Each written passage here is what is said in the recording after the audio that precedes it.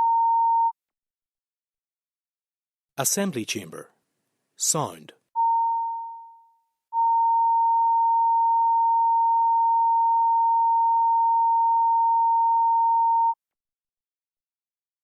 Assembly Chamber. Sound.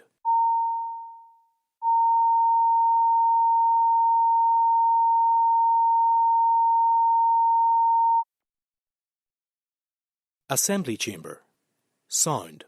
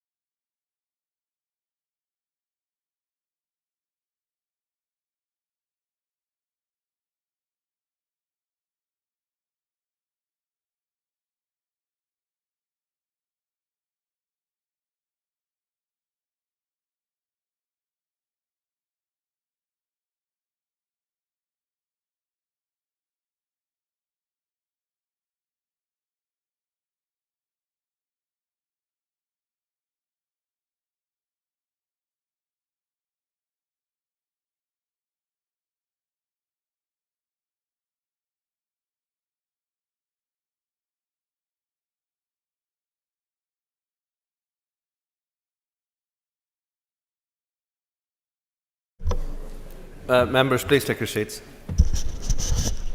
Okay, members, we resume business. I think Mr. McGrath, do you want? 30-minute break just to allow discussions to continue. Okay, well, that's granted, but get it sorted in the next 30 minutes because we're not granting another one. So, sitting suspended for further 30 minutes.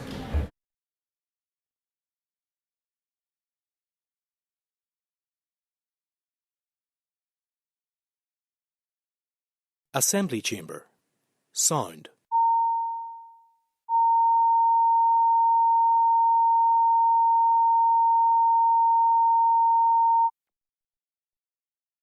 Assembly Chamber. Sound.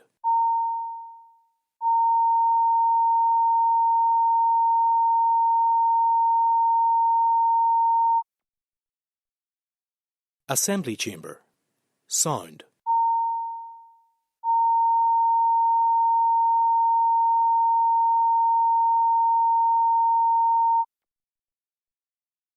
Assembly Chamber. Sound. Assembly Chamber. Sound.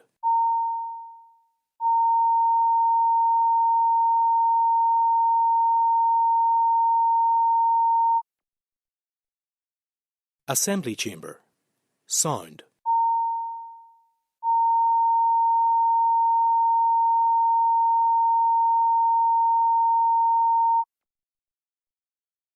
Assembly Chamber.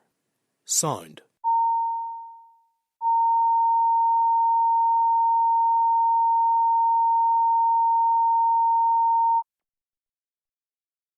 Assembly Chamber. Sound.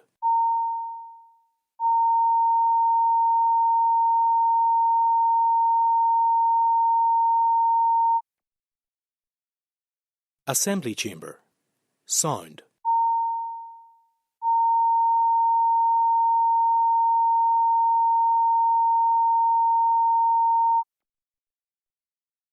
Assembly Chamber. Sound.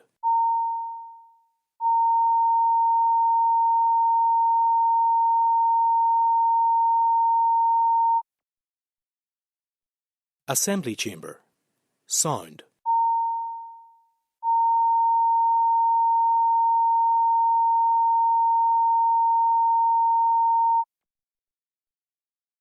Assembly Chamber. Sound.